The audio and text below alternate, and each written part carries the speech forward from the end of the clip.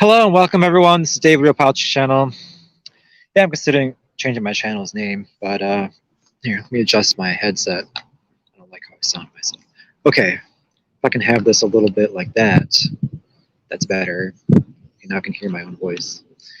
Okay, you know what? Like, all right, the title should explain a lot, but uh,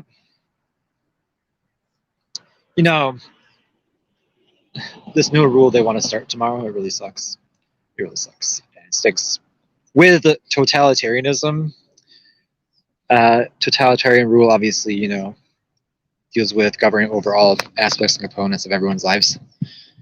There's too much interference, and the San Francisco vaccine, the new vaccine mandate starts tomorrow. It's government overreach, but I mean, I'm sure for everyone else, they're going to be frolicking in the daisies, right? No, 22% of people here were not vaccinated yet, as of August 12th, when Mayor Breed said it. So, um, it's the Dems, and the Dems are who are making life miserable for us, making it a constant struggle. Is constantly they're constantly diverting and distracting attention. And I've noticed as time has gone on here, they've shifted the attention away from social distancing and stuff. And it's just probably one of the things that caused it to spread is that not a failure of people to take the vaccine. It's general lack of caution and stuff. Like if one knows one is not vaccinated, one should be more cautious, one should have a mask on. And they told people that, and there's a mask mandate in San Francisco and stuff.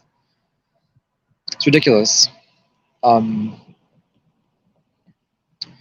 Dems want to make the government everyone's mama and their dada. Do you want the government as your mama and your dada? What medicine one puts in one's body is up to the individual. It's your personal choice. And on the left, they're pro-choice in terms of abortion. That they argue that way, and that's the hypocrisy of the left. But I'll tell you, we're already here. We already have a nanny state where the government is people's mama and dada and decide for them what they're going to do, as if they can't decide for themselves, as if it's no longer a personal choice. So some of that is like the value system of me, I can't claim to have the only purely American view, but the sense of freedom and choice has always been what's made like our nation good. So I would just say that up front, freedoms and choice and the non-restriction on business. In fact, laissez-faire economics. The founding fathers didn't want to have it this way, where everything starts to fall under totalitarian control, and the constant social demands and make people in lockstep with each other and fit into a mold or conform to everyone else as to what to be like, look, behave like, etc., as if there's only one way to be normal and you must fit it, and that's not true. The sense of uniqueness of others used to be praised. The lockstep conformity, some places is scary. So yeah, let me take a breath here. Oh man, what a time, seriously.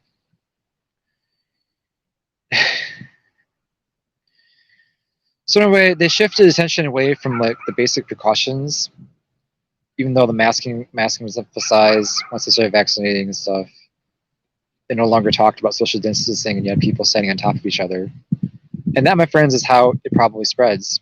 And the vaccine doesn't protect against the Delta variant. As of now, everyone has gotten, people who have it have gotten the two dose or single dose vaccine. I know they're introducing a third redose one for the Delta variant. The Dems only offer you a bleak view of things. They don't offer you uh, a balanced, reasonable, hopeful view of the future. They offer a bleak view, and they offer a view where everything must be controlled by them. And they offer a view where you must submit to authoritarian control constantly. So I prefer leadership which is not like that. I wouldn't want to stay in a place that tries to make everyone the same and tries to eradicate all uniqueness. That's ridiculous. So, not many viewers tonight. Must be dinner time, right? um, so they have to, or the mandate is going to be for most of all indoor activities in 3 U.S. cities, or 3 major cities are doing this or have a similar thing. San Francisco and New York and also New Orleans. That's thus far. I haven't read the news today much at all, but although it seems in America, I know that they base this thing on a previous Supreme Court case where they could do a vaccine mandate. I guess it seems to be in violation of Fourth Amendment because now people have to show their vaccine card wherever they go if they want to sit down in a restaurant. So that would seem to be a breach of people's medical privacy. That would seem to be a Fourth Amendment right concern. I think it is a little bit un-American. Such a thing is supposed to be one's personal choice. One is supposed to have informed consent in their medical rights. One shouldn't have to feel forced or highly coerced by a mayor to do something that one doesn't want to do. It's shoving it down your throat, telling you that you're not capable of your own decision making. If you don't think perfectly in lockstep with the rest of us here, you're at the door. And that's groupthink, people. And groupthink amounts to no one thinking like on their own. It amounts to a rule where you must think in terms of what everyone else is thinking, or else you're wrong.